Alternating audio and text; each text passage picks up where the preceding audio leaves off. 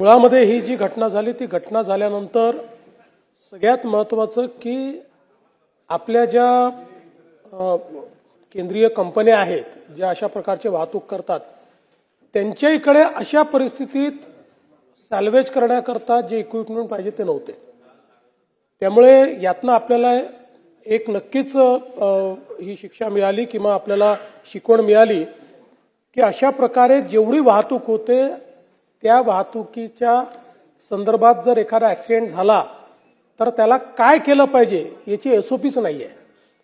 ती इतके वर्ष वाहतूक करणाऱ्या कंपन्यांजवळही नाहीये आणि आपण तर नवीन आहोत त्यामुळे आपण करण्याचा विषय नाहीये आणि म्हणून आपण हे आदेश दिलेले आहेत। त्या कंपन्यांना देखील आपण सांगितलेलं आहे की जे वाहतूक करतात, कारण यातल्या बहुतांश कंपन्या केंद्र सरकारच्या कंपन्या आहेत, की त्यांनीही अशा प्रकरणी त्यांच्याकडे देखील हे इक्विपमेंट्स असले पाहिजेत रेस्क्यूचे, किंवा अशा पद्धतीनं जर टँकर लीक झाला तर काय करायचं, त्याला लगेच मोकळं कसं करायचं आणि या परिस्थितीमध्ये पुढची जी एसओपी आहे ती एसओपी काय असली पाहिजे या दोन्ही गोष्टी ठरवण्याचे आदेश देखील आपण त्यांना दिलेले आहेत। महामार्ग अतिशय झपाट्याने आपण सगळीकडे करतोय, रस्त्यांच्या रुंदी होत आहेत, पण त्याचबरोबर तेवढं ट्रॅफिक देखील वाढतंय। त्यामुळे माझी सरकारला माननीय मुख्यमंत्री महोदयांना विनंती आहे की एखादं हेलिकॉप्टर ठेवावं, तात्काळ काही उपाययोजना योजण्यासाठी एक आपण समिती नेमावी। निश्चितपणे तसं हेलिकॉप्टर आपण वापरतोय, फक्त आपला प्रॉब्लेम काय की आपल्या देशामध्ये सूर्यास्तानंतर आपल्याला हेलिकॉप्टर वापरता येत नाही।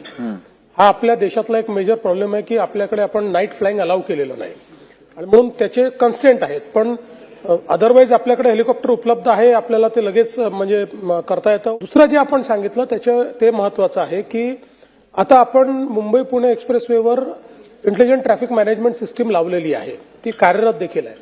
तेव्हा आता या ITMSचा उपयोग करून आपल्याला लोकांना इन्फॉर्मेशन फास्ट डिसिमिनेट कशी करता येईल आणि आपल्याला ट्रॅफिक सॅग्रिगेशन करणं शक्य आहे, ट्रॅफिक थांबवणं शक्य आहे, ट्रॅफिक डायव्हर्शन इथे देखील ते केलं, पण माझं स्वतःचं देखील मत आहे की उशिरा केलं आपण।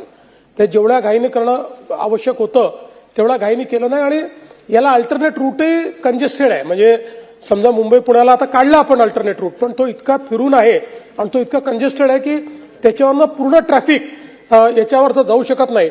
तथापि या सूचना दिल्या जातील की अशा परिस्थितीमध्ये ITMSचा उपयोग करून अगदी इंडिव्हिज्युअल व्यक्तीलाही कसा SMS जाऊ शकेल अशा प्रकारचं त्या ठिकाणी इन्फ्रास्ट्रक्चर तयार करण्याचे आदेश हे देण्यात येतील।